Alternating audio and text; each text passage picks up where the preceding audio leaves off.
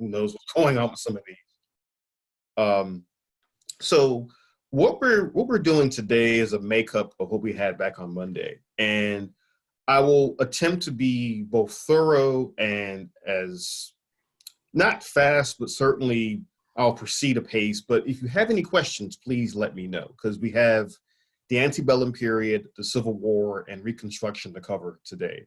Not exactly three unimportant topics. These are actually setting the stage for how we understand South Carolina in the modern era. And of course, a lot of that actually starts with slavery at the dawn of the 19th century. So I'm going to go ahead and share my PowerPoint. And again, if you have any questions, please let me know, because that's actually where a lot of the magic happens, is in the questions you guys give to me during these presentations. So I'm going to go ahead and share my screen. Okay. And we'll go ahead and begin. So does everyone see antebellum South Carolina on their screens?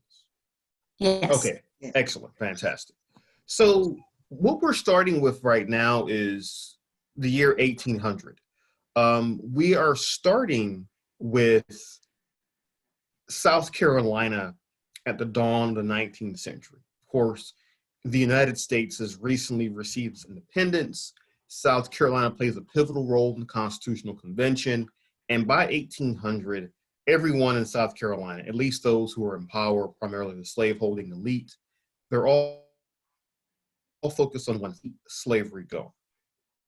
And as the 19th century progresses, the problem of slavery becomes the quintessential national political issue of the century. When the century begins, most politicians, North and South, are actually trying to make sure that the issue of slavery is not a big national issue, because a lot of politicians suspect if slavery becomes a big national issue, it will tear the country apart. And the map you're looking at now actually shows how the nation early on in the century is divided between slave states and so-called free states. I say so-called because even in many northern states, if you were African American, you didn't really have very many rights. Ideas of citizenship, ideas of civil rights, these are ideas that African Americans and other groups are talking about and fighting for, even in the early 19th century. But in places like New York, Pennsylvania, Ohio, elsewhere in the North, if you were Black, you still had a very difficult time making it, even if you were free. Of course, there is also the issue of slavery below the Mason-Dixon line. And the South as a whole, whether it's Maryland, Virginia, or going further south to the Carolinas, Georgia, and out west to Louisiana, all of those states, they may have different needs, different political ideologies and so forth, but they are all unified around protecting the institution of slavery. And during this era of American history, the big fear amongst the slaveholding elite in the South is twofold.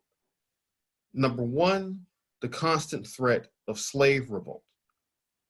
And number two, the concern that at some point down the road, maybe not in 1800, perhaps not even in 1840, but eventually, later in the 19th century, the fear is the North will acquire enough political power to finally use the power of the federal government to abolish slavery.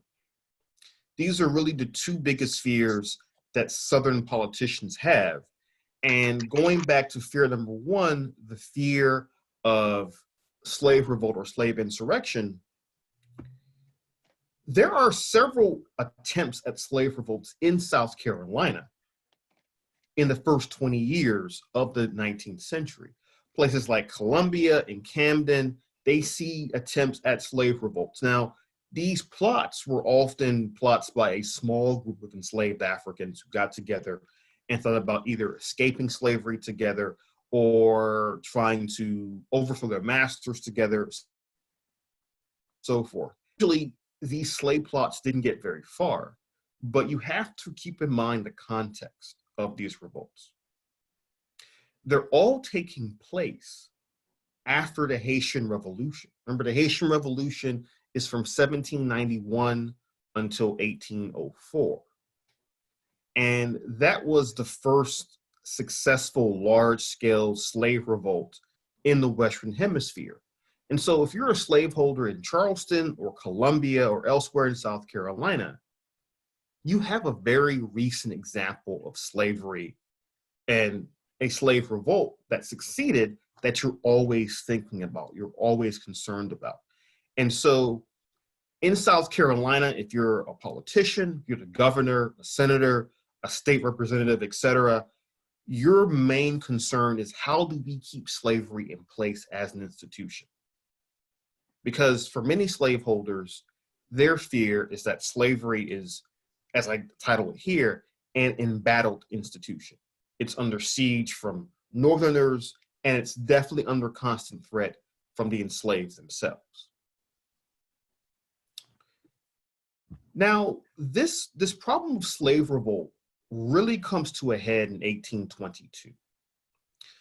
Because that year, there is an actual large-scale attempt at a slave revolt in the Low Country in South Carolina. And of course, this was led by a man named Vesey. Now, Vesey is a figure that some of you may have heard of before in South Carolina history, but to give you a primer on who he was actually born into slavery in the late 18th century. But he was able to gradually work long enough to purchase his freedom.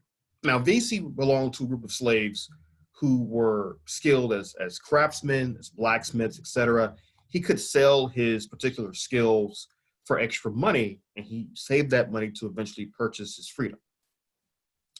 Now, Vesey became a leader amongst free blacks in Charleston. In fact, so much so that he was one of the founding members of the African Methodist Church in Charleston, AME Church there, of course, known today as the Mother Emanuel Church. Vesey and some of the parishioners helped to found that church by 1817. And the initial building for that church was built, of course, in Charleston. But as much as Vesey was a leader amongst free blacks, Vesey also became well-respected even amongst the enslaved, because many of them felt that unlike other free blacks, Vesey never forgot about the plight of the enslaved. And so over time, Vesey was, of course, really trying to do his best to push the enslaved to organize and to eventually foment a slave revolt. Also, before I go on, I do want to also remind you that the study guide for this particular lesson, as is the case with all lessons, is on the Progressive Network's website. So if you want to follow along looking at the study guide for class number 2, you're certainly welcome to do so.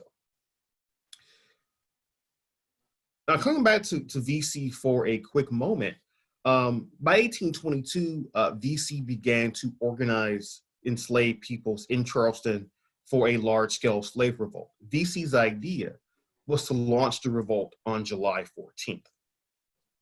Now, July 14th is an important date in the history of revolutions and freedom movements, because July 14th was the date of the fall of the Bastille in France during the French Revolution. It's a really important date in terms of revolutionary activities. The problem was that, and this is why you don't really see very many successful revolts in American history against slavery. The problem is that if you tell more slaves about your idea for a slave revolt, it's more likely slaves who are opposed to rebelling for their freedom are going to hear about it and are going to tell the authorities in Charleston. Vesey suspects that some of the slaves are going to essentially tell the authorities about the revolt, and so he moves up his plans to early June. Unfortunately, by that point, the authorities discover the plan and they capture Vesey and dozens of other enslaved Africans, both those who were involved with the plot and people who weren't involved with it at all. And Vesey and at least 35 other Africans are put on trial swiftly, and Vesey and many of them are quickly executed. They are made as examples of what happens if you attempt a slave revolt in South Carolina. Now, the Denmark-Vesey conspiracy also pushes the state government of South Carolina to get more aggressive on making sure that slavery is upheld within the state borders. And so they increase slave patrols after Vesey's revolt is put down. They pass what's called the Seamen's Act, which basically says if you are a Black person on a ship that comes to Charleston, and even if you're free, especially if you're free, you have to either stay on the ship or you have to go to jail in Charleston for the duration of your ship's stay in Charleston Harbor. Now, I only mentioned the Seamen's Rule because the US Congress has to step in and tell South Carolina, hey, actually, you can't do that because that's in violation of numerous international treaties that allow for free passage of sailors in port cities. And so South Carolina is saying that above all else, above international law, above the Constitution, what they're really concerned with is defending the institution of slavery.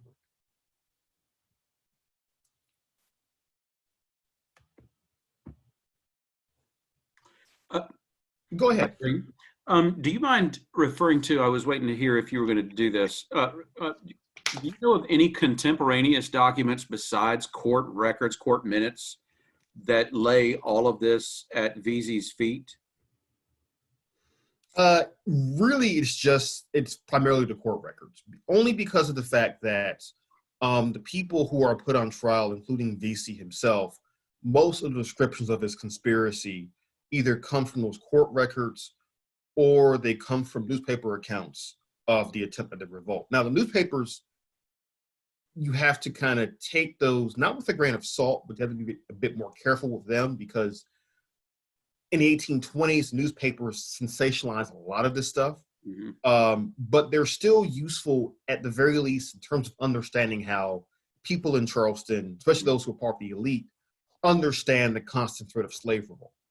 But primarily it would be via court records that you would find the most contemporary information about what Vesey's trying to do and what he's accused of. That's why I asked, because I imagine, and I've read other writers suggest that in the interest of making Vesey out to be as monstrous as possible, in the interest of making him as public an example as possible, things were attributed to Vesey that might not have been his initiative, and that Vesey was sort of, and that the overall plot was attributed to him when in fact it might have been, there might have been a number of people contributing ideas and strategies and tactics, but because you can't sort of target the whole school board, you got to target the school board chair. Exactly. Cecil, you're well read. The reading and your study guide has two articles that speak to that point, one by The Nation and one by the New York Times, right, that talk about Vesey being set up because of political intrigue, because people shuffling for power in Charleston, right, and that the guy that was wanting, the one that was not the incumbent, used the Vesey frame up to gain electoral power. So that story is revealed in those two readings in the Denmark-Vesey section in your study guide. That's why I wondered if either of you, Dr. Greene or Brett, are aware of any other contemporaneous matter that would help to sort of illuminate Vesey's role, and understanding that few slaves could read and write, and those who could probably didn't very much put down on paper what was being discussed in the dark of night. I just wondered if you knew of any other sources besides court records, and then of course the newspapers of the time. Yeah, these two readings that I just referenced on your website under Class 2, under the Vesey piece, speak to that. They speak to the records beyond the court records, and that there's some stuff that was not included in that which was considered the court records by some type of actual transcript or something else. I can't quite remember, but yes, there's other stuff that was contemporaneous that's now coming to light. Okay. And there's also a book that I'm just discovering by a fellow from, of all places, Pendleton, South Carolina, on Denmark Vesey. I think it was in the late 90s. And it's talking a lot about his his multilingual ability, and that he spoke French well, and he was friends with somebody that was a Muslim that spoke Farsi. And so there were multilingual people there that he was working with. So there's a whole lot of richer stuff that's coming out than I think has been in the public arena in the last 30, 40 years. There's quite clear that there's a new generation of academics that are discovering this period in time, especially leading up to Reconstruction. Okay. I appreciate it. Thank you both. Yeah, and the one more thing to add to that too is with talking about Vesey and what happens to him during his trial is that they're also trying to make an example of him to free blacks in particular in Charleston, because they're always worried that Charleston having a relatively large population of free blacks, there's always that fear that they'll link up with the enslaved and do what they accuse Vesey of trying to do, which is to foment this large-scale revolt. But you asked a really good question about sources and how historians have to, a lot of times, read between the lines, especially with these kinds of court cases. Now, speaking of records and the era that we're talking about here, this actually brings me to John C. Calhoun.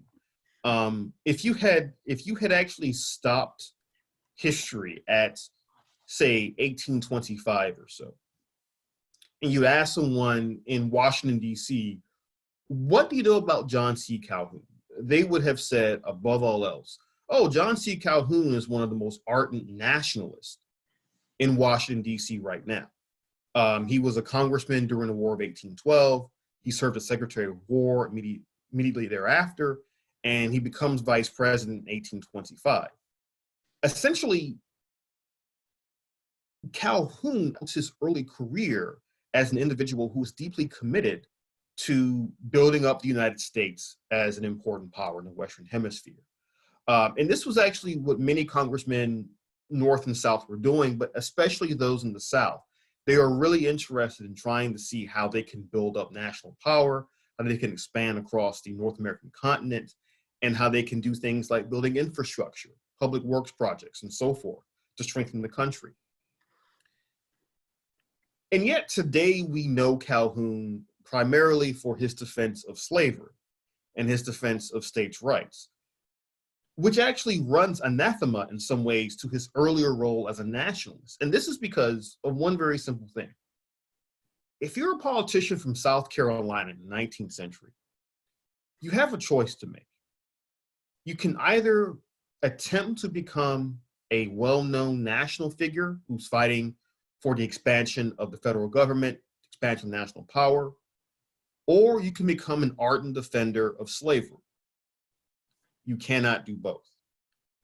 And this is what Calhoun ends up having to do. To hold on to his power base in South Carolina, in the 1830s, he increasingly becomes more and more ardently pro-states' rights, sometimes turning his back even on his own earlier attitudes towards federal power in the 18-teens and 1820s. Remember, Calhoun was a guy who at one point folks were talking about could be president of the United States, but instead he decides to really focus more on becoming the most important person in South Carolina. It's kind of a bit of a trade-off there, but that's kind of where Calhoun goes with it.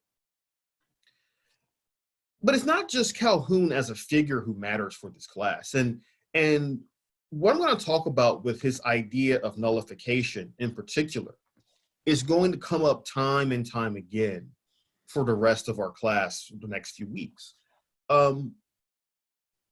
When Calhoun is serving in Congress and then serving in the federal administrations of John Quincy Adams, James Monroe, for that,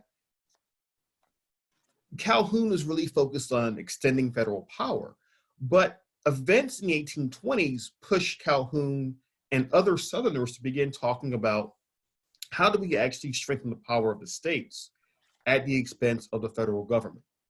Now, this was a debate that had started really with the Constitution and trying to strike the correct balance between the power of the individual states versus the power of the federal government. By the 1820s, though, this question of states' rights versus federal power is increasingly linked to the question of slavery as well. Calhoun's attempt to create what's called nullification theory. Now, nullification theory is exactly what the name says. It is a theory that states have a right to nullify federal laws if those states do not agree with those laws and argue that they are unconstitutional. Now, the first test of nullification theory actually comes via debates over tariffs in the 1820s. Now, for a very, very quick primer on tariffs and why this is so contentious, in the 1820s, most Northern congressmen and senators support tariffs because they want to use tariffs to defend and protect growing industries in the North. The idea behind tariffs, of course, is you put in tariffs on certain goods coming into the country to protect growing industries within your own borders. Northerners are really interested in tariffs because they want to protect the growing industries of the North, the growing craft trades of the North, against competition from Europe. In the South, on the other hand, the main opponents of tariffs are slaveholders who want to purchase tools and goods for their slaves to use at the cheapest price possible. And so they're saying, we don't care if it comes from Britain or Spain or France or wherever. We want to buy the cheapest hammer possible, the cheapest cotton gin possible. It doesn't matter to us where it comes from. And so you begin to see Southerners arguing vociferously against this tariff. But certainly what you see in the 1820s is that Southerners themselves are admitting the debate over the tariff isn't just about the tariff. I have a quote on the screen here where John C. Calhoun himself says, quote, about the tariff, that it's, quote, the occasion rather than the real cause of the present unhappiness of things, end quote. Where Calhoun's basically admitting, we're talking about the tariff now because we really want to talk about slavery down the road. And their idea being that if down the road, the North becomes a unified bloc in the House and the Senate and has enough power to eventually break the back of slavery through legislation, the South wants as many tools as possible to stop that from happening. And there's again, the thing is that South Carolina in particular is increasingly growing reliant on slavery.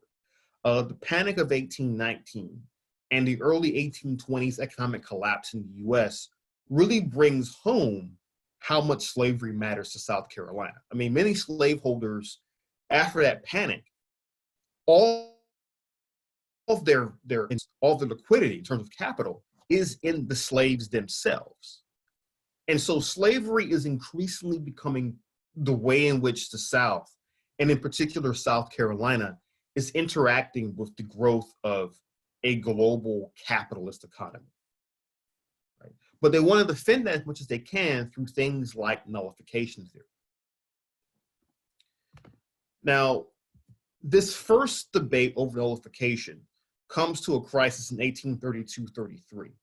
Again, Calhoun was actually vice president under John Quincy Adams and then Andrew Jackson. But during Andrew Jackson's administration, he and Calhoun increasingly come at loggerheads over the issue of nullification and the issue of tariff. So much so that Calhoun leaves the vice presidency, returns to South Carolina, and is immediately voted into the Senate from South Carolina. Now, say what you will about Andrew Jackson. And Lord knows there is a lot we can say about Andrew Jackson.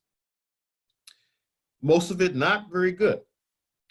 But Jackson was an ardent nationalist as well. He was a slaveholder. He was from Tennessee. You would think that he would sympathize with South Carolina, but actually he did not.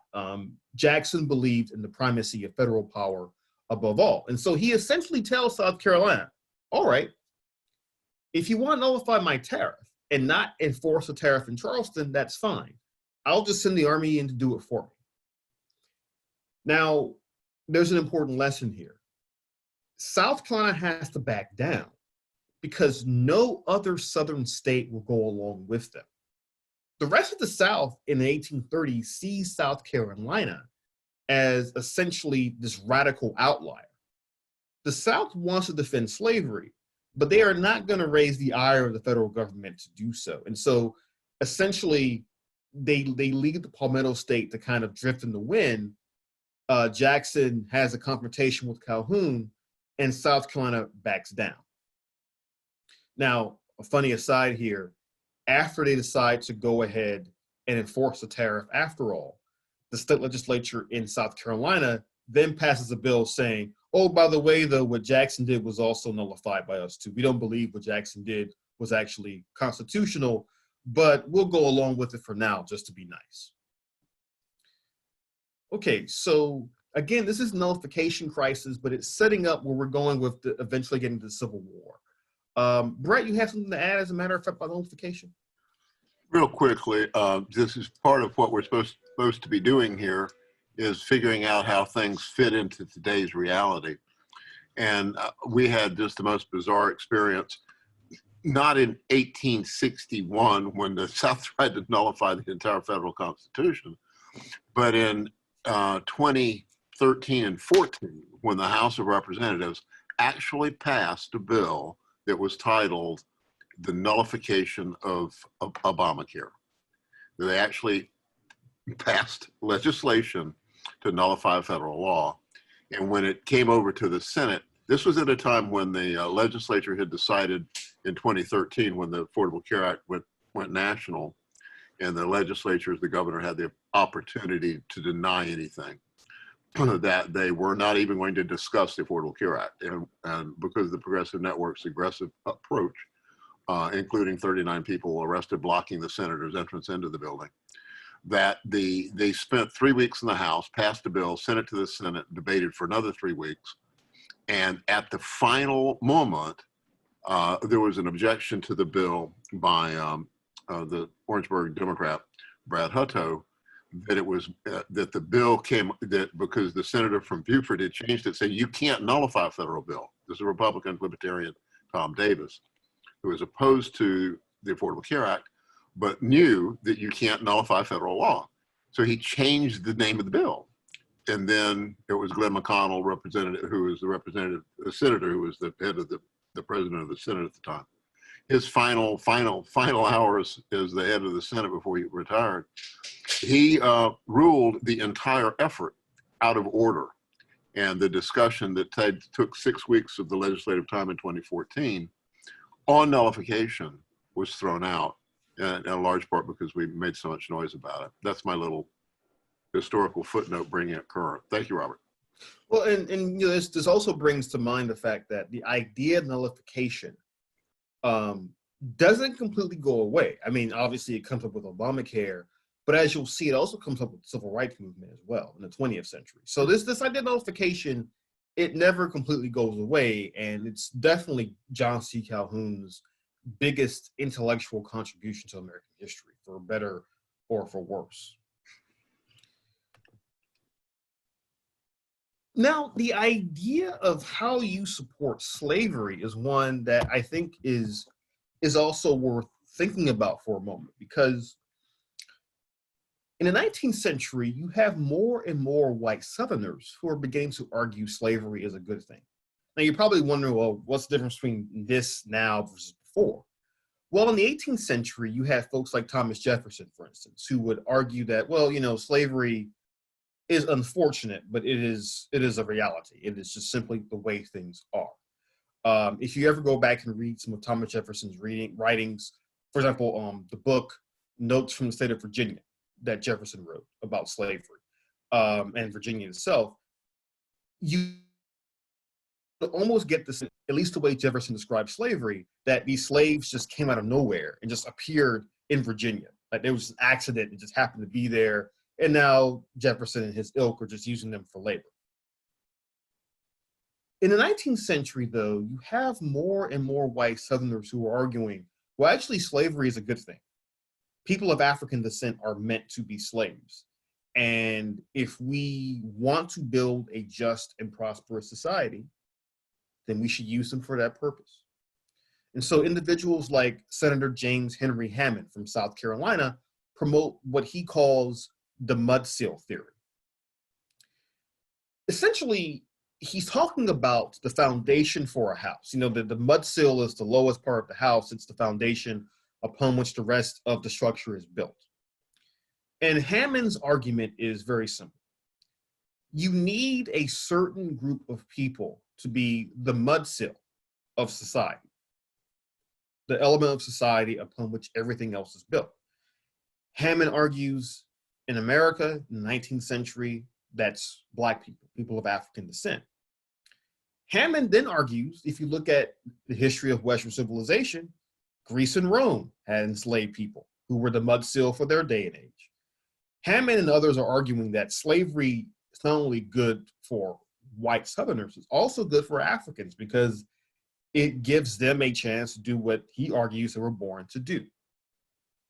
Now, the mudsill theory is only really promoted in the South. Most Northerners think it's nonsense, even those who don't really care about slavery. But what you're seeing in the 19th century is that North and South are increasingly diverging on the issue of labor. In the South, you have these ideas of the mudsill theory. In the North, you have ideas of free labor and wage labor, arguing that anyone who has 2 hands and 2 feet and can participate in the economy has the right to do so through a wage labor system. Southerners are arguing, well, actually, we have a better system than in the North because in the South, we take care of our enslaved people. We clothe them, we feed them, we offer them housing, whereas in the North, you have to work for everything, and that's not guaranteed at all. Of course, that kind of argument about how slavery is good papers over the fact that many enslaved are actually not being well fed, they're not being treated well at all, and even if they were, they're still enslaved.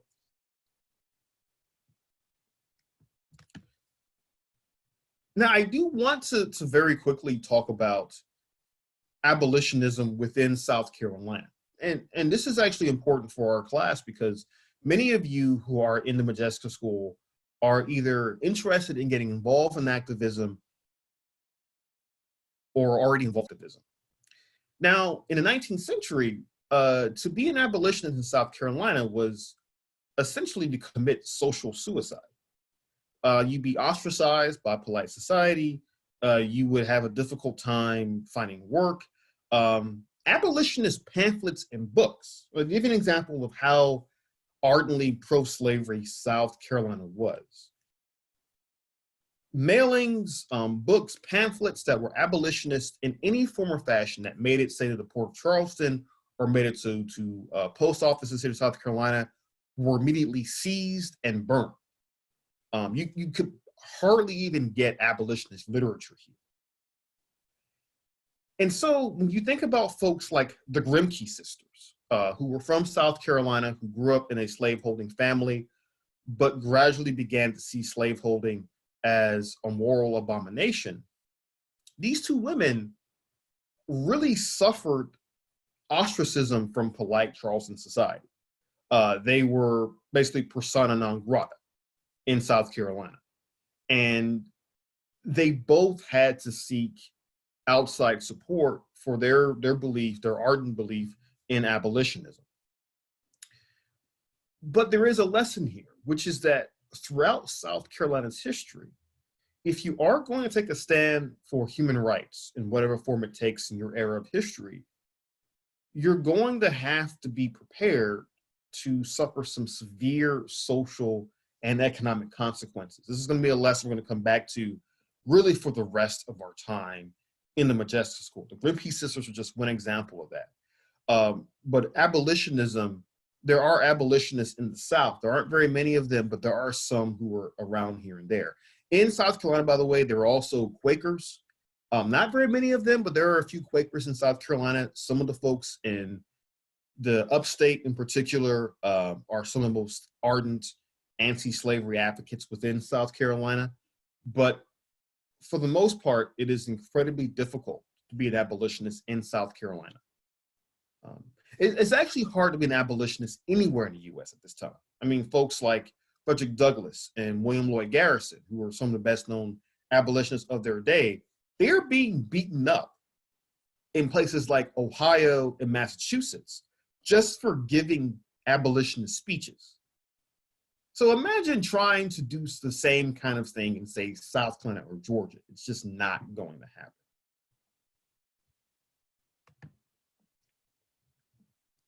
Now, one last big theme of South Carolina in the antebellum period, before the 1850s and before the Civil War, is westward expansion. Now, traditionally, when you get westward expansion in your education in American history, it's often the story of, well, the country expands from the Atlantic to Pacific Oceans, have this idea of manifest destiny that some Americans embrace, which is this idea that the United States has a God-given right to expand from the Atlantic to Pacific Oceans.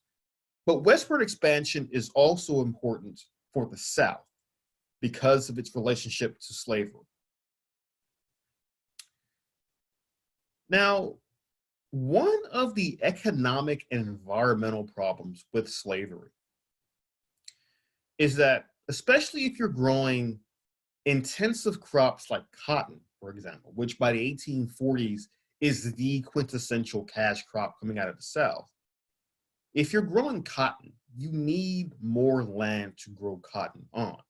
The thing about cotton is that if you grow it in a field for a certain number of months or years, it gradually sucks dry the nutrients out of the soil.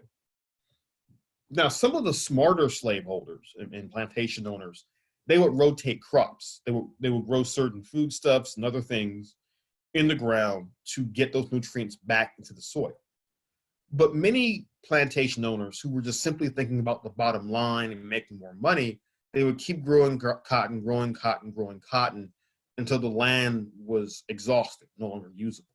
So as a result, they began to push aggressively for westward expansion so they could acquire more land.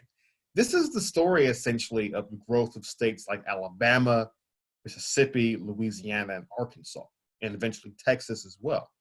Many of the folks who were moving out west in the 1820s, 30s, and 40s, many of them are slaveholders who are trying to find new places where they can really cultivate cotton and other cash crops and where they can take their slaves to as well. Now, the irony of Texas in particular is that Texas, when it fights its war of independence in the 1830s, remember the Alamo and all of that, one of the big reasons they're fighting for freedom from Mexico is, ironically enough, to hold on to slavery in Texas. Mexico had actually abolished slavery in 1830. And they were telling Texans, or rather Southerners moving into Texas, which at the time belonged to Mexico, hey, you need to stop bringing your slaves because we've abolished slavery here. Eventually, Texas declares independence because it was a sovereign state for about 9 years. By 1845, the U.S. Senate actually annexes Texas. This leads to problems with Mexico because Mexico and Texas never really agreed on where the border between Texas and Mexico actually was. If you look at the map really quickly, if you look at, it says in this brown area, disputed by Texas and Mexico. Mexico said the border was that red line next to Texas Republic. Texas said the border was at the Rio Grande River, which you see between present-day Mexico and Texas. American soldiers were sent to disputed territory in 1814 to this actually belonging to Texas and by extension, the United States. Mexico said, no, you're in our territory, fire on American troops, and that's what leads to the Mexican War. Now, not to make a statement about modern politics, but it is interesting to note that in Congress, there were many who argued that the war was started essentially under false pretenses, that the American government provoked the War of Mexico for the sake of gaining more land in the West, and in particular trying to gain California, New Mexico, and Arizona, as well as the rest of Texas. Nonetheless, the nation went to war in 1846, and South Carolina becomes one of the states that's most ardently in support of the war effort.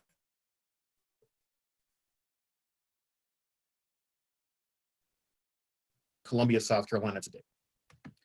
You will, of course, see monuments to South Carolina's role in various American wars. You'll see monuments to World War I, World War II, the Spanish-American War. You'll also see a marker dedicated to the Palmetto Regiment, which was a regiment of all South Carolinians that served with distinction in the Mexican War in 1846 and 1847. Now, when the war comes to an end and all this territory is gained, let me go back a slide. You see all this land out west ceded by Mexico to the United States. There is this big question about, well, will this land be land used for slavery, or will it be land used for quite sure? And this leads to a very contentious debate that lasts for a couple of years.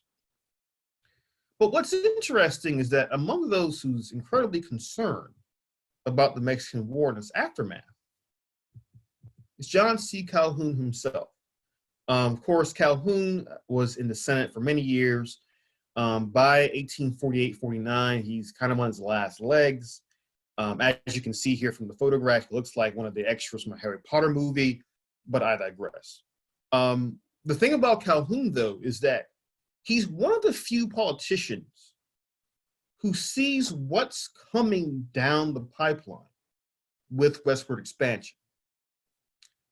On the Mexican War, Calhoun said, quote, "The day of retribution will come, and when it does, awful will be the reckoning, and heavy the responsibilities somewhere," end quote.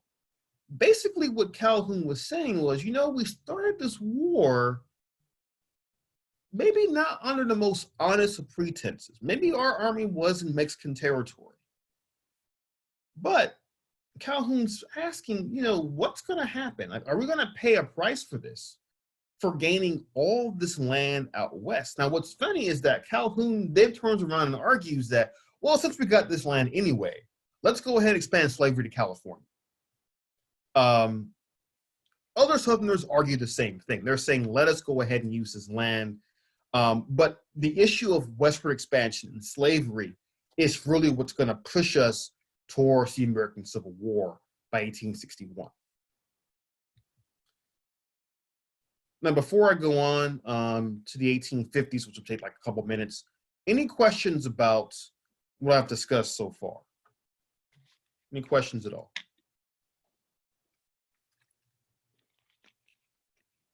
All right. That's Dr. Greene, that's a wide open question. I wanted to touch base, and maybe this is an offline conversation about where the Grimkes wound up going and where the Quakers of the upstate wound up going. And back on the seal that you showed, the names that were engraved on the seal, Dickinson, Butler, Gladden, if those had some significance. I recognize Butler, but I don't recognize the other two. And if you wouldn't mind spending 30 seconds on those. So those names are people who were leaders in South Carolina who helped build up the Palmetto Regiment. One thing about American war fighting at the time is that you have a small national army, but then most of the fighting in Mexico was actually being done by volunteers. And so, for example, those three names were names of folks who helped raised the regiment in South Carolina to go off and fight in Mexico. And as for the Grimke sisters, they actually end up leaving the state. They actually end up going up north and doing their work there, still hated in South Carolina for many years to come. The Quakers, on the other hand, some of them just stay in South Carolina, but for the most part, they're very quiet about their abolitionist beliefs.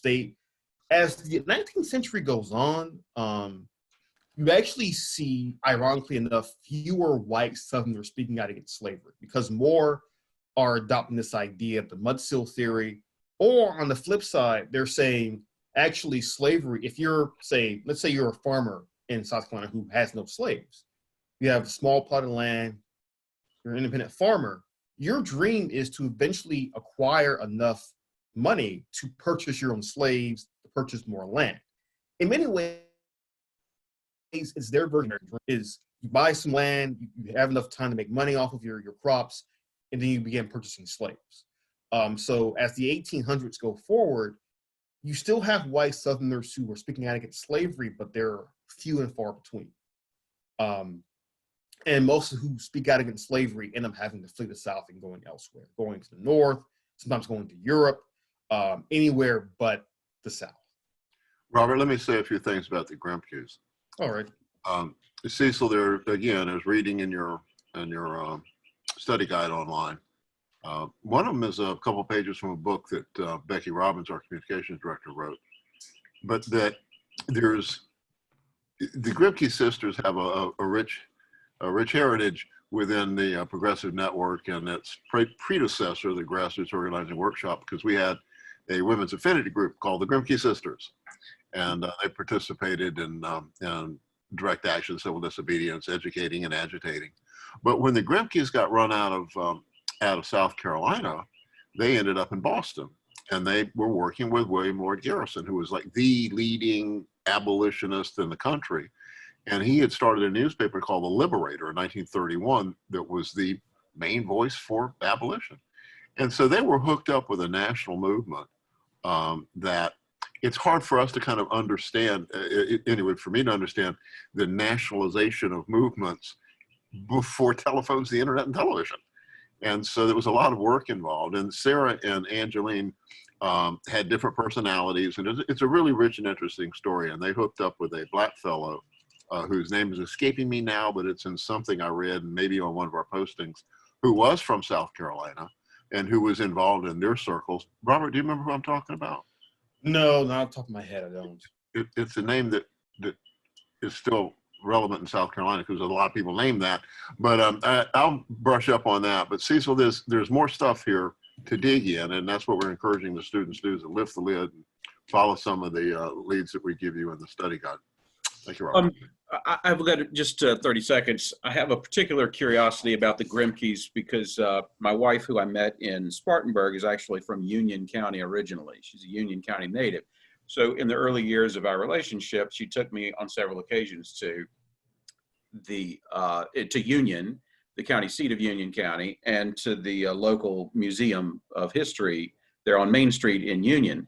And the director of the museum there, Ola Jean Kelly, was the woman who introduced me first to the Grimkes and educated me. In fact, her quote was that the sisters were ugly as homemade soap on a stick. She further told me that though Judge Grimke, John Grimke, was a judge based in Charleston, their land, their plantation, was located in Union County, and gave us directions. Do you remember this? Gave us directions to the judge's property. So my wife Pam and I went out to the judge's property. The people who now live there in a sort of a beat up 2-story house have no knowledge whatsoever that the property was owned by Judge Grimke in the first place. Be that as it may, we then followed the Grimke's trail to Boston, as you pointed out, and learned that one or the other, Sarah or Angeline, was the first woman to address the public assembly, the General Assembly of Massachusetts at the time, and which also was fascinating to read her address to the Massachusetts Assembly. On the question of the Quakers, I asked because I'm curious to know if either of you have done further readings in those Quakers who did not stay in the upstate of South Carolina, to my understanding, went, Brett, you made reference to these pipelines across the United States, the early United States in the 19th century, went and populated southern Indiana, which was at that time sort of a nucleus of Quakerism.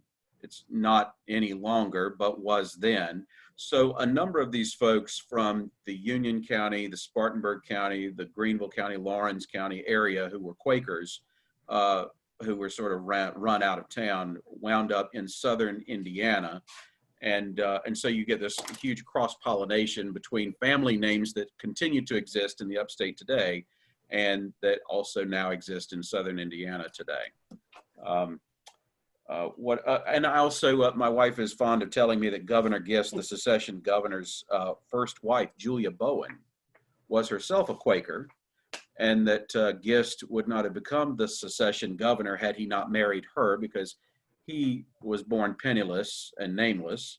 It was only by marrying Bowen that he became wealthy enough to become a politico and earned his way into the politics and the office of the governor.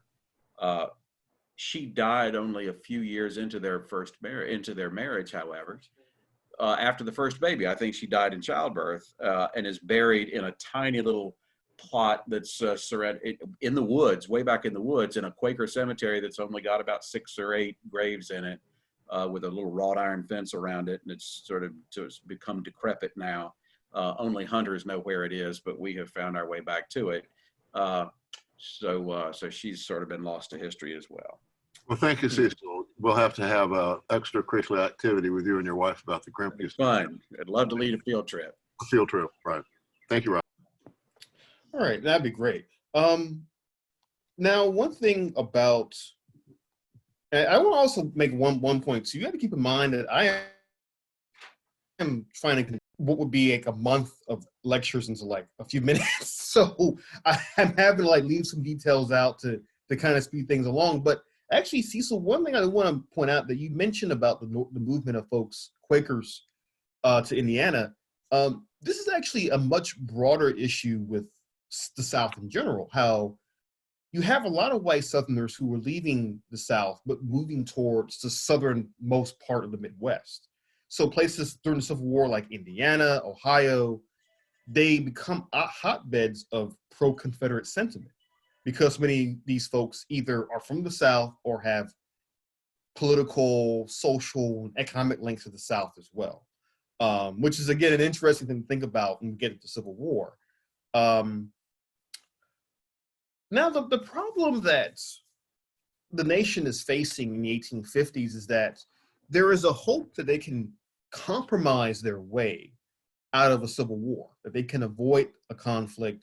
But by the 1850s, slavery has increasingly become the quintessential national issue that everyone's talking about. As an example of this, of course, there is the caning of Charles Sumner in the late 1850s. Now, Sumner, being a senator from Massachusetts, was one of the most ardent anti-slavery champions in the Senate in the 1850s.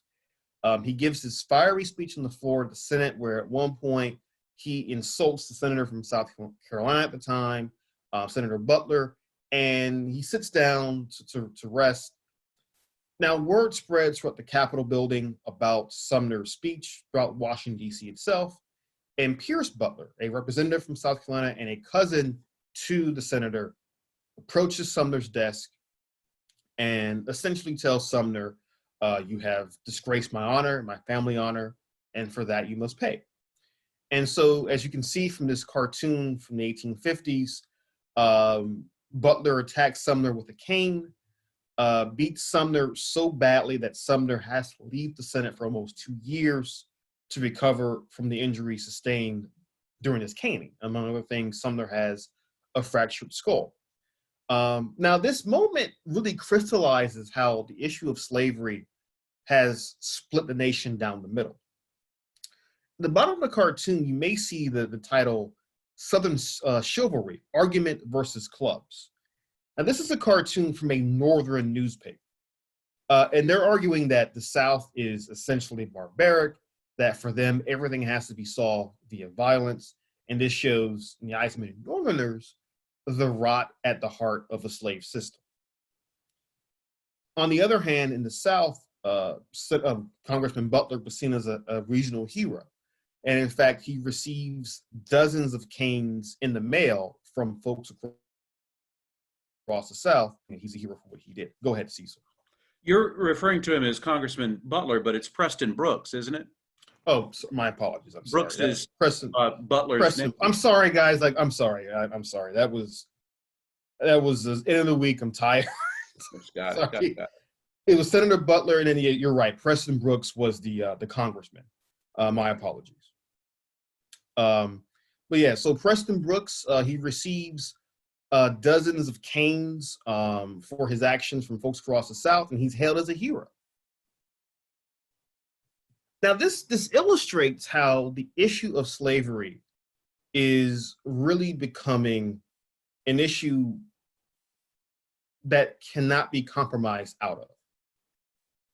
You see this in Kansas, for instance, where you have thousands of Americans moving to Kansas, essentially going there to make sure Kansas becomes either a free territory or a slave territory. The hope is that by the end of the decade, Kansas will have a vote to decide if it'll allow or disallow slavery. But in the process, abolitionists, ardent anti-slavery advocates, pro-slavery advocates, and so forth, all moved to Kansas in an attempt to decide the fate of that territory. Very quickly, though, it spirals out of control, and it turns from being a debate over voting to make Kansas a free or slave territory into a low-level civil war. Now, in what's called Bleeding Kansas, you have folks on both sides launching guerrilla raids against the other side.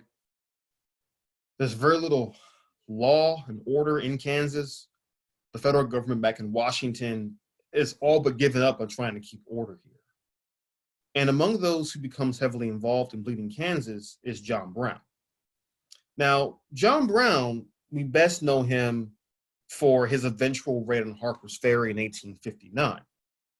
But before that, well before that, John Brown was a businessman who had failed numerous times in business in the 1840s.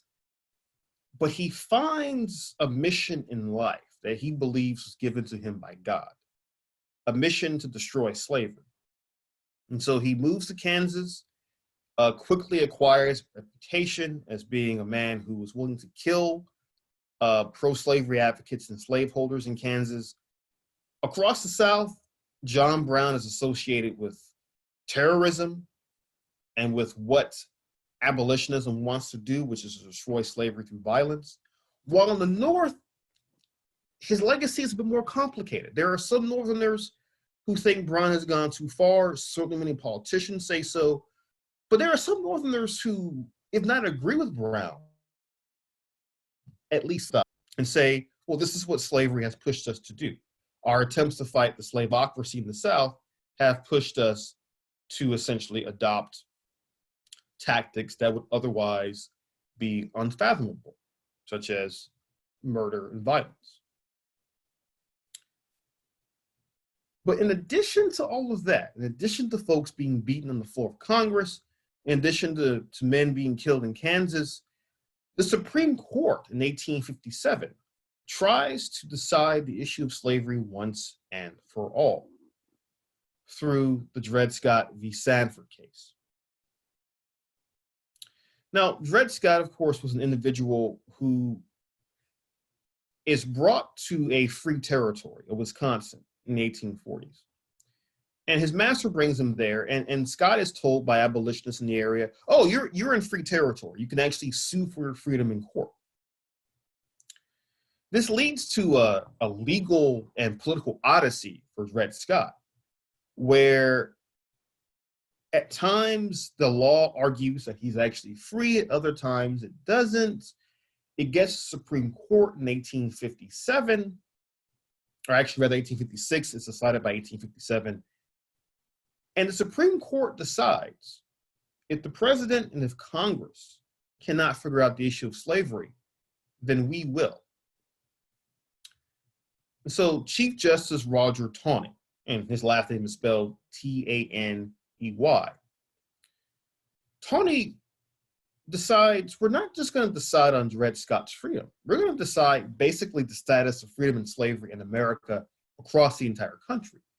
And so the Dred Scott case is ruled in 1857, and Taney, in his majority opinion, writes that essentially all of the laws passed by Congress that forbade slavery in certain territories, going back to 1787, when they were banning slavery in the Northwest Ordinance, and going all the way to the 1850s when they're trying to pass laws banning slavery in some parts of the Western territories, Taney rules that that's actually unconstitutional, that the Constitution protects the rights of slaveholders to take their slaves anywhere because those slaves are their property. Taney goes a step further than that and argues, by the way, people of African descent have no citizenship rights in America whatsoever. So Dred Scott actually could not even go to trial for his freedom in the first place. The Dred Scott decision has blown open the question of slavery. Historians sometimes argue, where is the point at which a civil war was inevitable? Some would tell you Constitution's written. Some would tell you Missouri Compromise of 1820. Some would tell you 1850. Others would say Dred Scott is the last straw. More so because it galvanizes Northern public opinion against slavery. I want you to keep this in mind.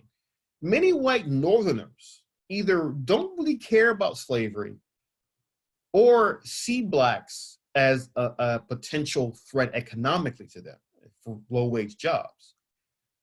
But many of them are angered by the Dred Scott decision because it's essentially taking the question of slavery and trying to remove it by legal fiat from the congressional arena.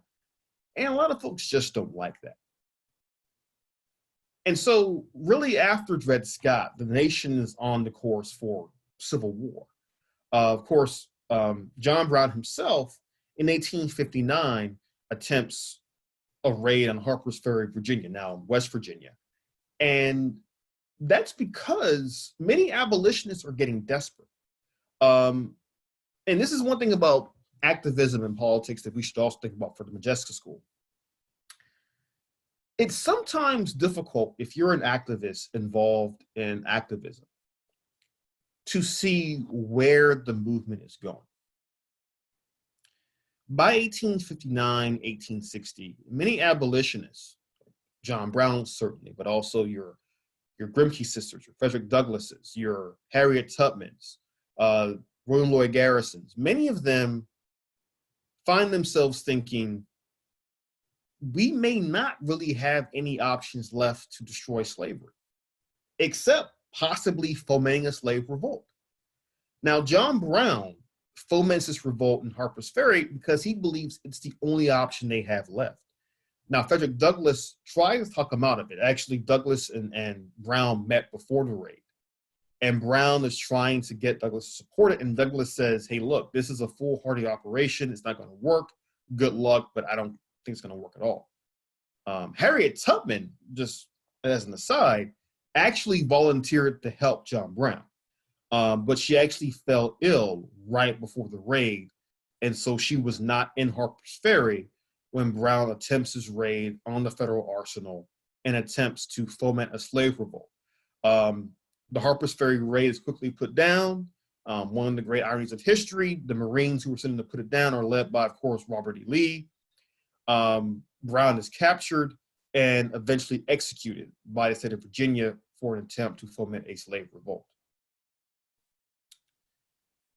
All of these actions, though, in the 1850s lead us to a calamitous election in 1860, where the Republican Party, a new party that was in 1854, nominates Abraham Lincoln from Illinois to run for president. Now, Lincoln is not even on the ballot in the South. The Republican Party is tagged as this abolitionist party. Now, the Republicans were united on the issue of making sure slavery did not spread out to the West. They argued for a platform that was simply put, free men, free soil, free labor. But Lincoln and the Republicans are also careful to say they are not going to destroy slavery where it already exists, in the South. Nonetheless, many Southerners don't believe him. But then, despite that, Lincoln and the Republicans win the 1860 election, an election where, by the way, the Democratic Party splits in two. You have a four-person race, but Lincoln wins because the entire northern United States, with a couple of exceptions, votes for the Republican Party. This is a nightmare that the white South had thought of for generations, that the North would finally unify on the issue of slavery and put someone in the White House who could threaten that institution. And so this is why in 1860, South Carolina leads the way in pushing for secession from the Union. As soon as the election results were made clear, in South Carolina, a state convention is called to decide on the issue of leaving the Union. And so in December of 1860, South Carolina becomes the first state to leave the Union. Now, unlike in the past when the rest of the South did not back South Carolina, by 1860, this feeling of the South being, how should we say, under siege over the issue of slavery really leads other Southern states to follow suit as well. And if you read South Carolina's Ordinance of Secession, which is actually one of the readings in the study guide, it makes plain why they're leaving the Union. They point out, not only are they defending slavery, but they point out how many northern states had not enforced laws designed to bring fugitive slaves back south. How northern states had taken actions that clearly set them as being against slavery and the peculiar institution. And so South Carolina leaves the Union, other Southern states follow suit, and by the following year in 1861, the Civil War is underway. So really quickly, let me go to the other PowerPoint for this. See if you guys can see that really quickly. Now, what's funny about the Reconstruction section of our course is that at Claflin, I'm actually teaching a class titled Civil War Reconstruction. So I'm about to do an entire semester's worth of discussion in just under an hour. But before I move on, are there any questions at all? Go ahead, please. I hate to keep asking. Wasn't there in the early 1850s a vote taken by Southern states on the question of secession from the Union? And I'm asking because I don't remember the details of that vote, whether any Southern states voted for it. My impression, my faded memory seems to think that no Southern state voted for secession way back in 1851 or 52. And then by the end of 1860, after Lincoln is elected, there is not a vote taken on whether or not to secede. They just rush right to the secession convention. Okay, so that's actually a great question. So what you're referring to, I believe, is the Nashville Convention. The Nashville Convention was held in 1850, and it was essentially a meeting of delegates from all the Southern states to decide on what voice they should speak with when it came to secession in 1850. Now, at that Nashville Convention, what happens is that South Carolina is actually on the outside looking in, meaning that delegates they send to that convention are too radical. They are ardently in favor of secession right off the bat. But the Nashville Convention is determined to speak with one voice. And so that convention in 1850-51, the entire South says, we will not secede from the Union if the federal government can guarantee they will capture fugitive slaves, they will enforce rules on slavery as they currently exist, there is not yet a consensus to leave the Union. Whereas, as you mentioned a moment ago, what happens in 1860 is that South Carolina doesn't really wait for a regional convention. It just go ahead and secede. But it leads to this avalanche of other southern states saying, hey, look at what they just did. Let's go ahead and do it too.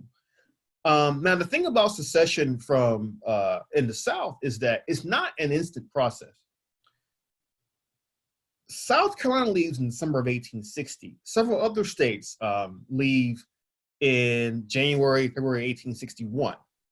They form a Confederate government in Alabama by the end of February of 1861, early March.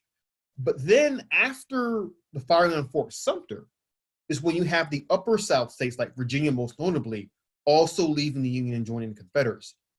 There's actually some really good readings on secession winter, as it's called, where there are some southern states that aren't sure about leaving. Georgia is actually a good example because Georgia initially votes to not leave the Union and then has a second vote where they decide behind closed doors to go ahead and leave the Union. But a big part of what you're talking about is when they do leave the Union, most folks across the country assume if there is a civil war, there'll be one big battle and that'll be it. And everybody will go home, it'll be over. Most folks, with the exception for few, namely William Tecumseh Sherman, in 1861, they don't see what's coming down the road with 4.5 or 5 years of bloodshed and continuous warfare across the South. And so in South Carolina in particular, a lot of folks are just assuming it'll be a quick battle and that'll be it. Any other questions before we move on? Do you have a good author's name on Secession Winter? Oh gosh, there are a few. I'll email the list after class is over because there are some good books on Secession Winter. It was the Nashville Convention that meets in 1850 that initially decides to not secede from the Union. Thank you. Now, the thing about the Civil War is that for the purposes of our class, and unfortunately, I have an entire class where I talk about the battles of the Civil War, and et cetera, but for the Justice School, with the Civil War, I really want to focus on one event in South Carolina in particular. Now, when the war begins, the first year of the war, 1861, there is a brief action by the Union Navy outside of Port Royal, South Carolina, where in November of 1861, the Union Navy bombards Port Royal, and Union troops are quickly sent in to occupy part of the South Carolina coastline. And they don't make it very far inland. That won't come until much later. But what happens is that most of the slave owners are forced to flee from Port Royal and leave behind thousands of slaves. Now, remember a moment ago, I said that in the North, throughout the 19th century, the prevailing ideology was this belief in wage labor, that wage labor was the wave of the future, that if you had the ability to work for yourself or work for someone else, you should be able to do so. But most white Northerners were not really sure if Blacks would actually work for a wage.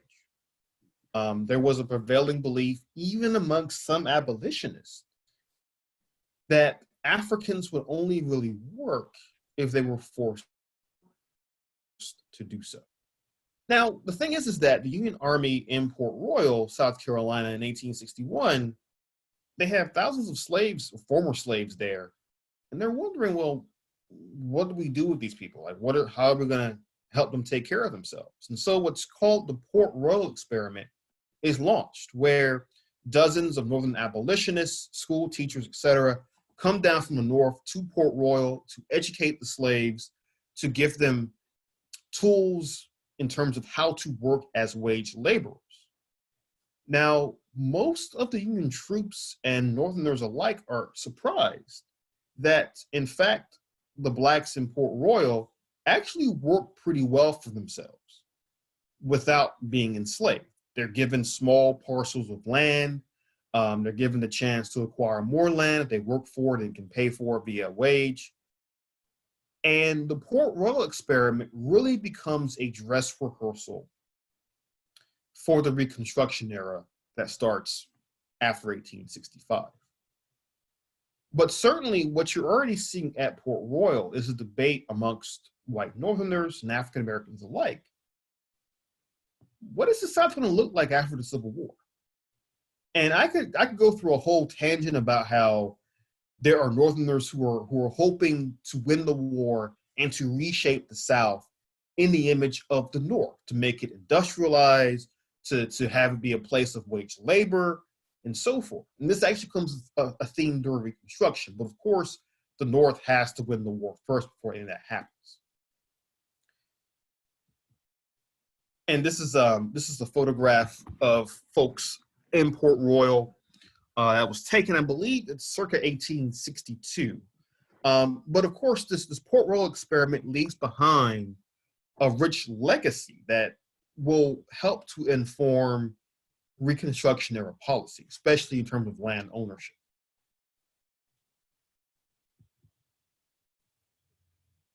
Now, to make a very, very long story short, with the Civil War itself, the Confederate government struggles to really, on the one hand, uphold slavery and states' rights, and on the other, fight this massive war for independence. Now, keep in mind that as the Civil War goes along, the Confederate government, ironically enough, has to take on more centralized power to fight against the federal government in Washington, D.C. But by 1865, the Confederate war effort is falling apart all across the South. Certainly with South Carolina itself, the state government by 1864 admits that most of the internal borders of South Carolina are barely governable. By late 1864, by the winter of 1864, the threat of Union invasion from Savannah, Sherman's army is marched to the sea, combined with the fact that most South Carolinians are fighting and dying in Virginia, means that the state itself is having a difficult time upholding social authority within its own borders. For an example, there's a story from December 1864. A Union soldier who was captured and was sent to live at a POW camp, Camp Sorghum, right outside of Columbia. During the war, he and a few of his comrades escaped from the POW camp, and they decide to make a run for the coast to get close to Port Royal. Now, these men, when they escape from the camp, they make a run for Congaree Swamp. And when they get to Congaree Swamp, what they quickly realize that the only people who are there are formerly enslaved peoples who themselves had fled, escaped slavery, and went to Congaree. And in one part of the story, the POW or ex-POW is talking to a Black person in Congaree, and he asks this man, well, how long have you been here? How long has your family been here? And the guy looks at him and just says, oh, decades. And so you have people like, they're called Maroons, who actually flee from slavery throughout the 19th century and live in places like Congaree Swamp, the Great Dismal Swamp, other parts of the Americas. You see this phenomenon over and over again. But by 1864, the state government of South Carolina is having a difficult time holding on to civil authority. And so when Sherman's army enters South Carolina in February 1865, the state is basically teetering on the verge of collapse. Now, this photograph you see here is, if you're in Columbia, South Carolina, and you're at the University of South Carolina's campus and you're looking out from the Horseshoe and looking onto Greene Street, this is what you would have seen in March of 1865. The city, of course, was destroyed at the end of the war. The state itself was, of course, blamed for the Civil War by many Northerners. No. And so there is a question of what's going to happen to South Carolina in particular after the Civil War. Dr. Greene, you said that this photograph is of the horseshoe facing down Green Street. Yes. I'd seen this before and thought it was the front, basically the front yard of the State House, but it's not the State House front lawn at all. No, and you can So tell this is because actually of the, facing the river. yeah, because you can tell like the fencing and all of that. That's how it would have looked at the time. Oh, But I see. there are numerous images from Columbia at that time where you can look at what a place in modern day Columbia looked like at the time. Mm-hmm.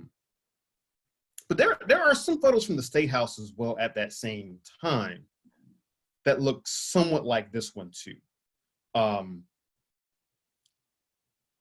Well, suffice to say that the city had seen better days. Certainly gives new meaning to the phrase famously hot Columbia. But this question about what the state is going to be like after the Civil War, and this is also Charleston at that same time. I'm not sure exactly where in Charleston this is. But I think these images kind of bring to light that the state is at its lowest point. And there are some questions about what's going to happen to the South, including South Carolina, after the Civil War comes to an end. Now, right after the war winds down in 1865, you have the first post-Civil War state governments throughout South Carolina, or throughout the South, really trying to bring in a new order that is as close to the old order as possible.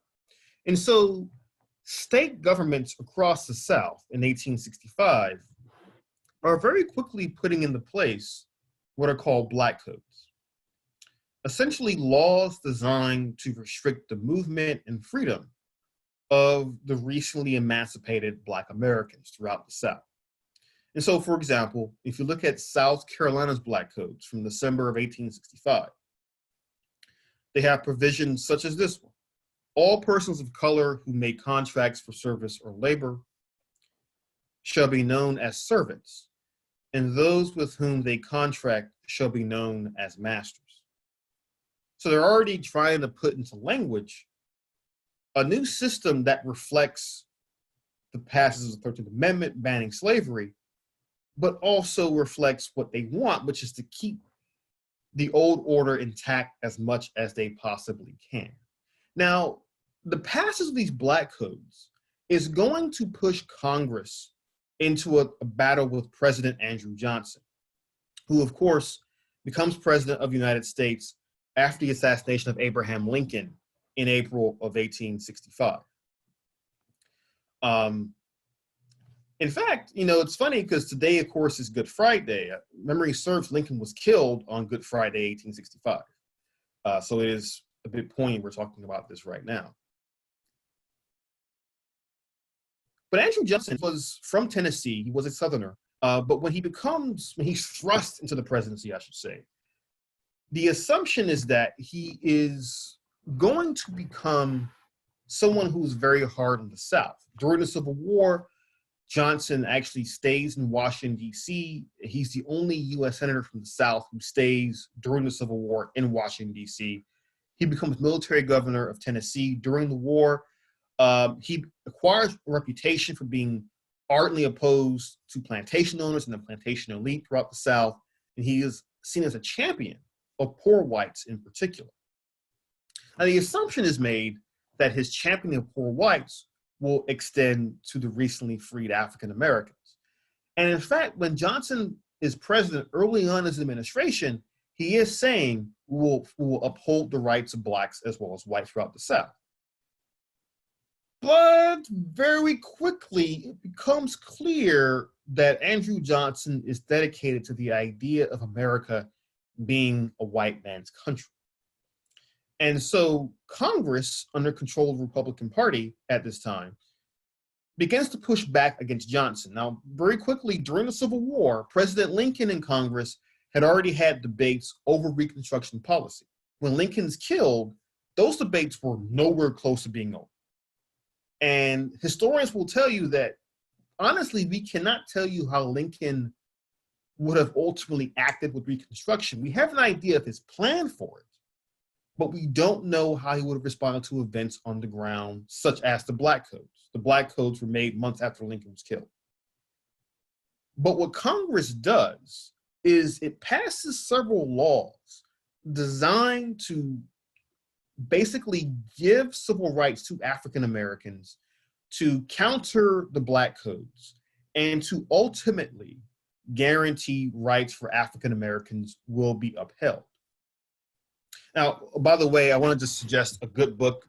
I know, Cecil, you were asking about session winner and such. I have a book to recommend for this time period. It came out last year. It's called The Second Founding. It's by Eric Foner. And The Second Founding actually details the battles over the 13th, 14th, and 15th Amendments to the Constitution, and how they are all linked in some way to what's going on in the South with Reconstruction, with guaranteeing African-American civil rights. Now, the thing is that in 1866, Congress passes a Civil Rights Act, the first in American history. The following year, they passed the Reconstruction Acts, which essentially put the military in temporary control of 5 southern districts in the different districts.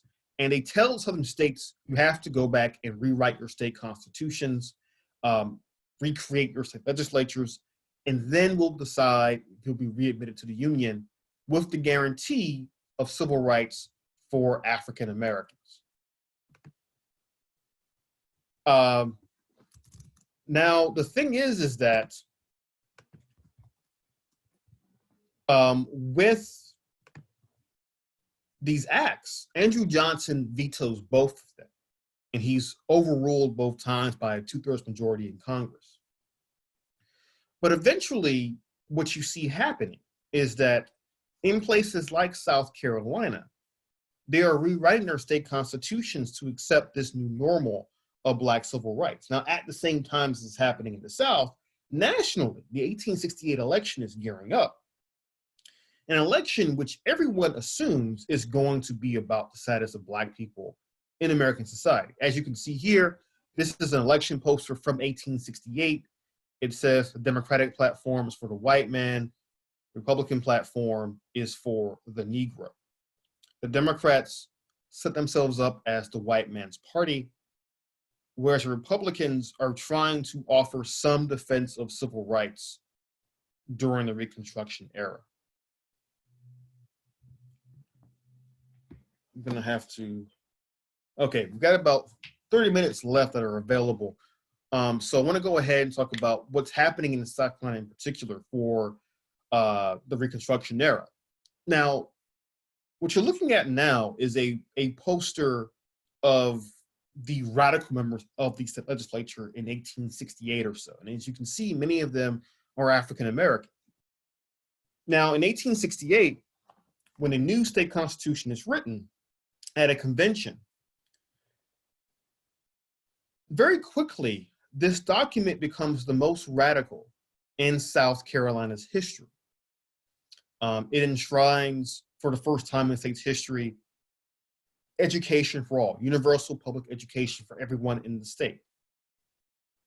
It is, for the first time in the state's history, the most democratic voting system in the state's history, where all men are allowed to vote over a certain age, with no more land qualifications or wealth qualifications necessary to vote. Many African Americans participate in this constitutional convention and continue to participate in state politics throughout the 1860s and 1870s. Now, among the big changes to the state include the University of South Carolina being briefly desegregated. You have African American students at Vesey, including folks such as Richard T. Greene, the name you see on the screen here. Greene was the first Black graduate of Harvard. He would come to USC, eventually would teach at USC in the 1860s and 1870s, help run its library. It is a brief moment in time where the state is experimenting with a radical biracial democratic system. Now, it was not easy. It was not a utopia by any stretch of the imagination. Part of what's happening in South Carolina is that thousands of white Southerners in the state are boycotting elections, assuming that Blacks will not come out to vote, but in fact, they actually are coming out to vote in large numbers. And so you see in the state government an attitude towards really trying to reform the state for the better, to respond to some of the problems they had had throughout the 19th century.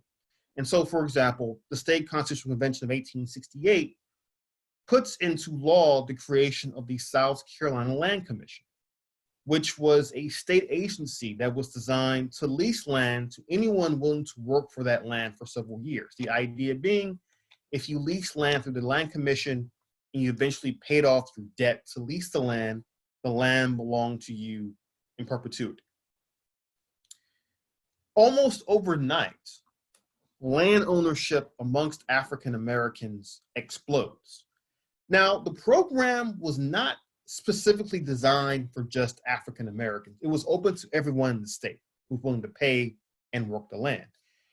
But in the 1870s, at least the early part of that decade, most white Southerners again boycott the Land Commission. By the way, if you're wondering, most of the land that they're selling was land once owned by plantation owners, who after the Civil War lost most of their wealth, needed to make some money quick, so they sold land to the state government, and then in return, the state government sells the land to mostly African Americans. Now, the thing with the Land Commission is that many folks who purchase land, Black and white, through the program, are not able to control the land for a long time. A lot of folks actually lose money for a variety of factors, but some folks do keep their land. There are some parts of the state right now you can find families, most notably in Lower Richland, South Carolina. There are families that to this day are living on the same land their ancestors bought in the 1860s and 1870s via this Land Commission program. Now, we often talk about 40 acres and a mule being this idea of getting land to recently freed slaves, but South Carolina was the only Southern state to attempt a land commission. And it lasted until 1890 when the program was finally scuttled by the state government. And it was run by individuals, most notably Francis Cardozo, who also served as Secretary of State in the 1870s in South Carolina. Now, the issue with trying to change South Carolina was that you not only have African Americans trying to change the state, but also many white South Carolinians, well, not many, but at least some, are also willing to entertain the idea of a reformed state. Now, this includes natives from the state. It also includes folks from the North who moved south because they see the South as this place ripe with economic and political possibility. Unfortunately, some of these folks are killed by groups such as the Ku Klux Klan that you see here in this cartoon from 1869. Now, as you can see from this cartoon, it's making quite clear that the KKK is the paramilitary wing of the Democratic Party at that time. And they, of course, target African Americans. They also target white Americans who are allies of Blacks in the South, most notably white Republicans in the South, too. And so what you see in the Reconstruction era South is what some would argue was a low-level civil war that continued on well past 1865. And so the South is this complicated place. Is it changing? And if it is changing for the better or for the worse? Now, there's a saying amongst historians that history is complicated. And certainly the Reconstruction era is the best example of that, right? On the one hand, you have the KKK, the White Leagues, eventually the Red Shirts in South Carolina, terrorizing and killing hundreds, if not thousands of people across the South. On the other hand, you have a number of Black Southerners going to Congress. And think about this, right? In 1860, 4 million people are held in bondage in the South. By 1870, many of those people have the right to vote, and some of them are sending people to Congress. It is a truly remarkable development that within 10 years, the South has changed so dramatically. But this change is not without considerable opposition. Now, as I mentioned a moment ago, Congress is going to pass a series of laws in the 1860s designed to enforce the rights of African Americans. Now, the thing about Reconstruction, especially in the North, is that a lot of Republican support for Reconstruction was built on incredibly shaky political ground. And certainly, if you read a book like The Second Founding, you'll see Republicans in Congress who were, on one hand, saying we have to support civil rights for Black Americans, but on the other, they're saying, hey, my constituents back home in New Jersey, Indiana, Ohio, Pennsylvania, they really aren't that adamant about protecting civil rights. And so as time goes on, support for Reconstruction begins to wane, especially after the Panic of 1873, when the US economy almost overnight collapses. As a result of this panic, most white Northerners are saying, let's focus more on the economy and less on Reconstruction. And between that and the pressures in the South from the KKK, other white supremacist groups, it is becoming very difficult for Reconstruction to continue on. Now, Robert Elliott, a congressman from South Carolina, becomes the most strident champion of the last Civil Rights Act passed in the 19th century, the Civil Rights Act of 1875. Now, Elliott, the man you see on the screen here, actually debates the former Vice President of the Confederacy, Alexander Stephens, on the floor of the House over the Civil Rights Bill. It's a remarkable moment in the history of the American Congress because you have a Black man debating the ex-VP of the Confederacy over the issue of civil rights. But it's really the last hurrah for Reconstruction. Now, in South Carolina, of course, the state is seeing other Southern states in the early 1870s begin to fall prey to what was called redemption, where state governments were, quote unquote, redeemed from Republican rule by the Democratic Party. Now, South Carolina was one of the last holdouts. In 1874, it elects a Northerner, Daniel Chamberlain, as governor of the state.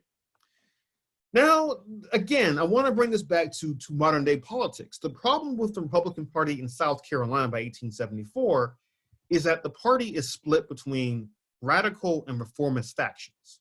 Chamberlain from the reformist faction is a bit more conservative than the radical counterparts. He supports Reconstruction, but he also says the Republican Party has to fix its own corruption and graft in the state government. He believes this could help save the Republican Party in the state from the fate that befell other state parties across the South, which were collapsing left and right during the 1870s. But Chamberlain as governor rules the state just as Reconstruction is coming to a bitter and violent end in South Carolina, with events like the Hamburg Riot of 1876, with the rise of Wade Hampton III as a chief leader of this redemption movement, federal support for Reconstruction, and with a split in the Republican Party in South Carolina in 1876. It is increasingly difficult for Black and white Republicans alike to imagine holding on to power much longer beyond 1876. And Democrats under Wade Hampton III, former Confederate Army general, they're really making serious gains in the state legislature in 1876. Hampton runs against Chamberlain for governor that year. there is chaos at polling places all across South Carolina, to the point where when the election is over, it's not really clear who actually won, or if the winner even won fair or square. Now, while Hampton and Chamberlain are debating who actually won the governor's race in South Carolina, nationally, it is unclear who has won the presidential election of 1876. 3 states are holding out, Florida, South Carolina, and Louisiana. And it's unclear if their electoral vote should go to Republicans or Democrats. A commission is set up in early 1877 to decide who actually won the election. Was it Rutherford B. Hayes of the Republican Party or Samuel Tilden of the Democratic Party? Now, Tilden had won the popular vote, but he was just 1 vote shy of winning the Electoral College. And this 15-person commission set up to decide the election, made up of Republicans and Democrats alike, makes a deal, essentially. Republicans tell Democrats, hey, look, if you give us this election, because again, the votes coming out of South Carolina, notably, but also Louisiana and Florida, murky as to who's won those electoral votes or not. If you give us those 3 states in the election, we'll pull out the few remaining federal troops in the South. And everyone knows, without federal troops, Reconstruction is dead. Democrats agree, Republicans win the election, and Reconstruction comes to a bitter end. So that's where I want to stop for today. And again, I covered a lot in a short amount of time. There were a lot of things I kind of had to gloss over. I also want to point out that this is around the same time, by 1877, that USC, which had been desegregated, is actually shut down for 3 years and then is reopened in 1880. Any questions at all?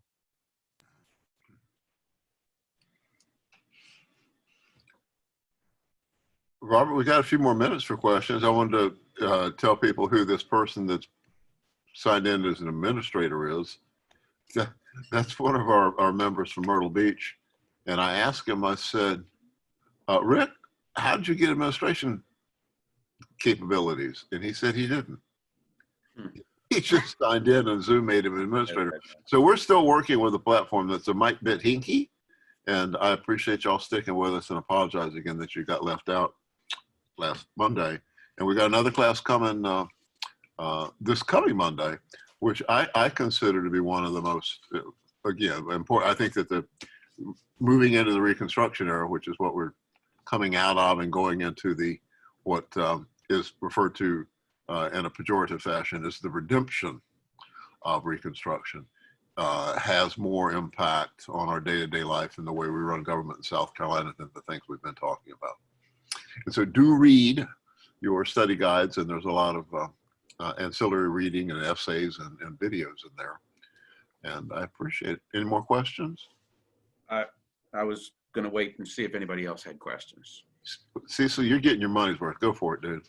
I had what I've been keeping notes, and I wanted to check with Dr. Greene and see if on last Monday night or in this coming Monday night, if you were going to touch any on the origins of Ben Tillman in the Hamburg riot. That's when gonna we get to Tillman.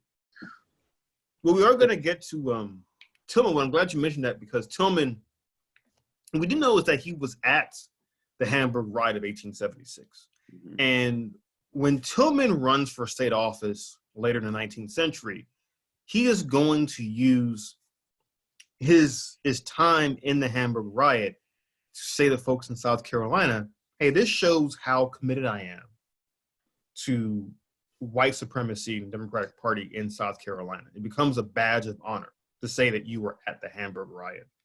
And certainly for Tillman, that's one of his big claims to fame when he runs for statewide office in the 1880s and 90s. And not just that he was present, but that he actually killed some black troops who were parading during or in the aftermath. They paraded during the daytime, and then that Yeah. night they sort of laid in wait for these fellas and massacred them that evening. Exactly. Yeah.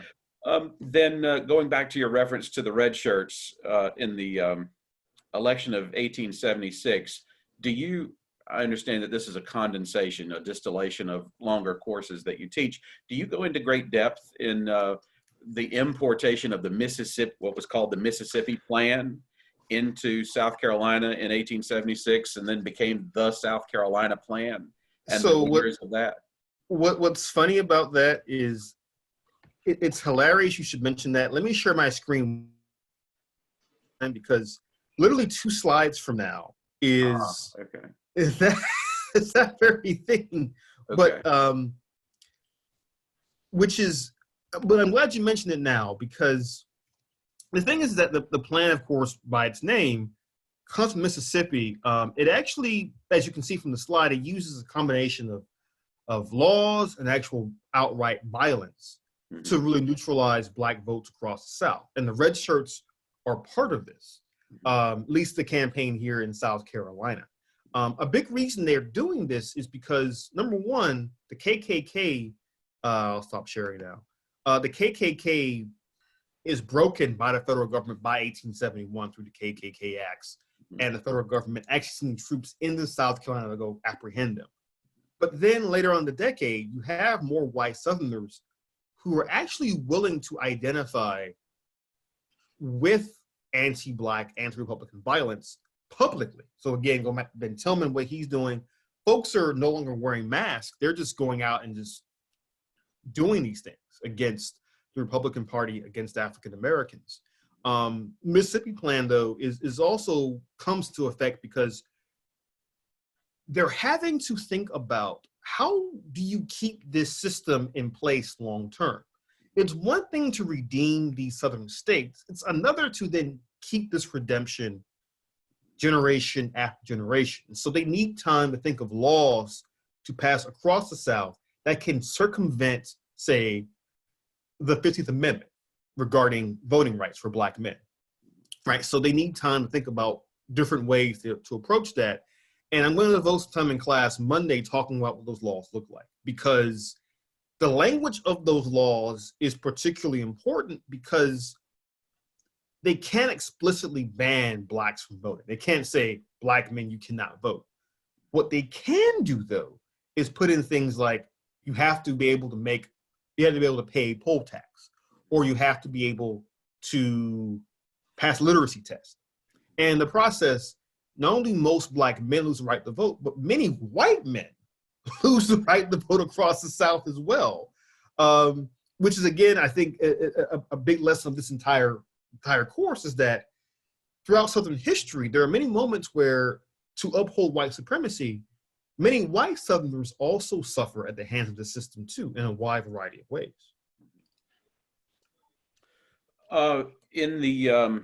There's a terrific biography of William Watts Ball, who for years was a junior editor of the state newspaper early in the 20th century and became editor of the Post-Courier in Charleston. The biography, I forget the author's name, I can get it for you, but the title is Damned Up Countrymen.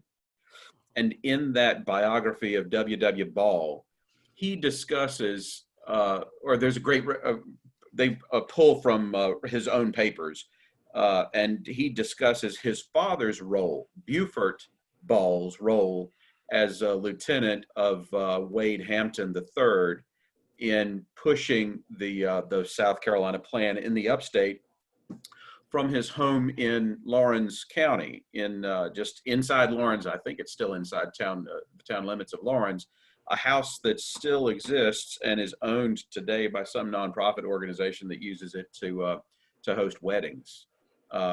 If you're interested in another field trip, that's a place to go and see where the South Carolina plan for the upstate was sort of devised and laid out there in Laurens County. And as a matter of fact, he, though he was not born at the time of 1876, W.W. Ball later in life discussed the stories that his father told him about what was done to lay the plans and to make sure that blacks did not vote at the county courthouse in Lawrence County, and by extension in many other places too. Do you know of a good source that discusses the contents of the Civil Rights Act of 1875 that you would recommend? You know, there's a good book by an author, I believe his name is Philip Dred, and I'll send that out to people in the chat if I can. But it's called Capital Men. So let me just put that on the screen really quickly. And it's actually a history of the black men who served in Congress during Reconstruction. And the 1875 Civil Rights Act comes up in the book because it's really their last moment of glory in Congress, again, led by Robert Elliott and others who are fighting for this bill. Now, the thing about that 1875 Act, though, is that it gets overturned by the Supreme Court by 1883, the civil rights cases of that year. Okay. So yeah, so that's one good source for it.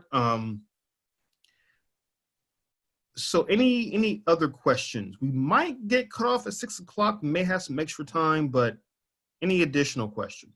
I'll just plant a seed and ask you to address it in the future, and that is the comparison between the content of the Constitution of 1868 and Tillman's rewrite of the Constitution of 1895. Why certain elements of what was, for all intents and purposes, the African American Constitution of 1868 were allowed to stand in the 1895 version when others were not. I've been particularly around public education. I'm fascinated to know more about that. Because, yeah, the new Constitution of 1895 is the current Constitution in South Carolina, and I've found in my dealing with political structures in South Carolina for the last 40 years, we're still the old Confederacy. We're still a white supremacist organization controlled by a few white guys that have money.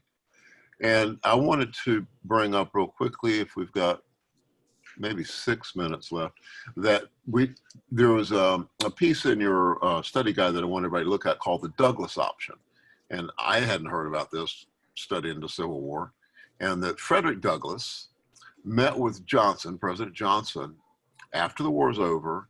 Johnson is working on and trying to implement what we refer to as the presidential Reconstruction, which was basically a sellout that Douglas called rewarding your enemies and punishing your allies, because it was basically the presidential Reconstruction of 1866 was giving power back to the people that lost the war. And so Douglas met with the president with a proposal that's referred to as the Douglas option to say, well, look, give us, the freed blacks, the chance to work with poor white people and do some cooperative development. And that was turned down as socialism. And that the elements within the resistance in the South were lifting up anti-socialist arguments starting in the 1848 was the Communist Manifesto. And there were a bunch of Germans that came in that were socialists that fought with the Union. And so there was this tension that grew up, and the Southerners were using, and Louisa McCord, there's another link right around the Grimke sister reading about this woman in Columbia, South Carolina, who was the national spokesperson for the anti-socialist movement that tied socialism with the freeing of the black enslaved people. And so these are these linkages that when you read about them, you go, my God, they're doing the same thing we're now. So go read the Louisa McCord links that's from, it was written actually, I think, is that in Jacobin, Robert? I can't remember. Yes, it's I believe it is in Jacobin. We have several sites in Jacobin here, which is a wonderful, wonderful, very well done, very professional socialist publication that Dr. Greene happens to be printed in with some consistency. And other than Cecil, does anybody have any questions? Lillian, you look just like a photograph. You seem to be very happy and very, very still. Yeah, I could not risk you guys seeing what I've looked like going on 3 weeks of isolation. Yeah, we'll leave your picture up. Thank you. Well, you can't tell I haven't shaved in days. But Rick? we're glad to have you with us. This is Rick's first encounter into the school. He's been with the network for some time now. And Representative McDaniel, you still with us? I am still with you, and since you Yeah. acknowledged me, I have a quick question. What are the thoughts on the build up to where we are now through Reconstruction, through civil rights, through where we are now in this big push for a Article 5 Constitution meeting? Oh, so you're talking about a constitutional convention? Yeah. So that idea, it pops up every now and then. There has been some talk of it in recent years, especially after the 2016 election, because it was pointed out that in theory, the Republican Party was one state house away from having enough state houses to actually call for a convention just a couple years ago. The thing about that, though, a constitutional convention now is it would probably be a mess. Because the actual one in 1787, when it actually took place, it was originally meant to just reform the Articles of Confederation, and then it was held in secret in Philadelphia, and by the time the actual convention's results were announced, everyone was saying, wait, you wrote a new constitution? That wasn't what you were sent to Philadelphia to do. But I think this idea of a new constitutional convention, it always lingers in the American political mind. It never gets a lot of traction, but it's always there in the background. Okay. Didn't the Koch brothers pour some money in the late 1970s and early 80s into pushing for this? That was Dave and Charles Koch. They did. There was some brief talk of trying to push for it back then. I think large part in response to the Watergate scandal, the Vietnam War, what the country was going through in the 70s and early 80s in general. It did gain some traction, but it did not get to the point where we had an actual convention. But there was a lot of talk about that. Okay. Yeah, my impression, Annie, is that whole constitutional convention movement has been driven by a long time for the white people who, in the words of Lindsey Graham, are saying there's not enough angry white men left to keep this thing going. And so they really do need to change some of the actual mechanics of the way our country works to be able to retain their white privilege. And Okay. I'm hoping that Donald Trump has scared enough people about white privilege that that's not going to gain traction. One of the elements of the thing is it is close. I think there's not many more states that would need to pass it, except that the ability to do an Article 5 thing says right in the Constitution that it has to be the same thing. And the states that have passed it over the decades, or I don't know how far back it goes, pass something slightly different each state. So there's an argument that would have to be resolved by the Supreme Court that we can't trust. So it's a sword hanging over our heads, hopefully with a strong rope on it. That answer your question, Andy? I don't think we know the answer, but it's scary. Yep, that gives me a little more understanding of it and who's really behind it. Be afraid, be very afraid. Okay. Reverend Barnes, tell us you're still there and hadn't fallen asleep. Unmute her. Connie. Still here. Hey, Any I'm questions? here. This has been a very fascinating story. The presentation, I've heard so much about it while Dr. Greene was talking. I was trying to take some notes regarding that. What has just been really interesting to me is just how history plays such a significant role in our present and our future. More so in this political arena with the Democratic Party and the Republican Party. I mean, we are people who are just so fickle. We go from one extreme to the other.